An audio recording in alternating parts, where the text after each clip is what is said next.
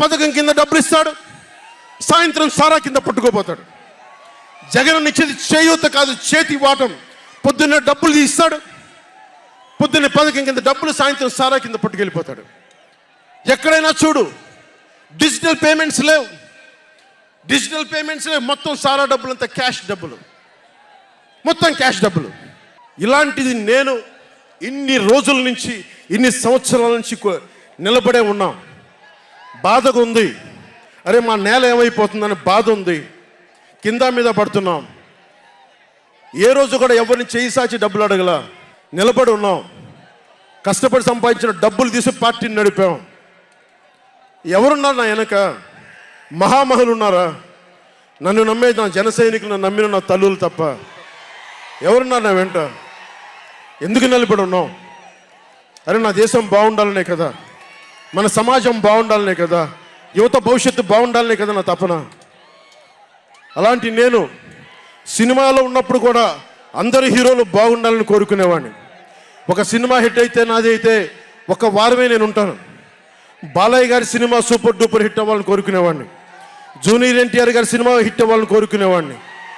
బాహుబలి ప్రభాస్ గారి cinema hit అవ్వాలని కోరుకునేవాడిని.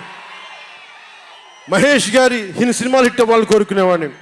Megastar Chiranjeevi గారు అద్భుతంగా విజయాలు సాధించాలని కోరుకునేవాడిని. రామ్ చరణ్ విజయాలు సాధించాలని కోరుకునేవాడిని. ఇలాంటి అల్లు అర్జున్ లాంటి పుష్ప హీరో అద్భుతంగా ఉండాలని, మేము గొప్ప వాటి సాధించాలని కోరుకునేవాడిని. ఇలా ఎందరో, ఒకళ్ళు కాదు, ఎందరో వారందరికీ పేరు పేరున చెప్పలేను, కానీ అందరూ బాగుండాలని కోరుకునేవాడిని.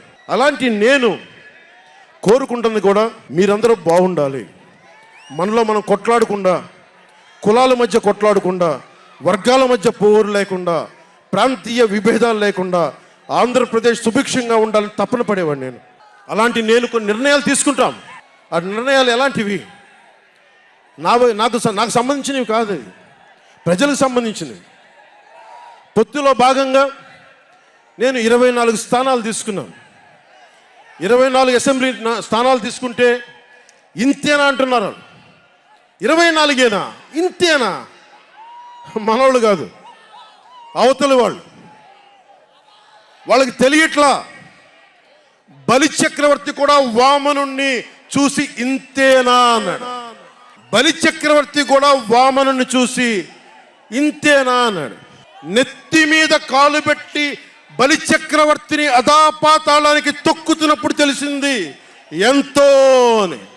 ఇంతింతై వటుడింతై నభో వీధిపై నంతై తోయిద మండలాగ్రమునకంతై వామనవతారాన్ని చూపిస్తుంది జనసేన.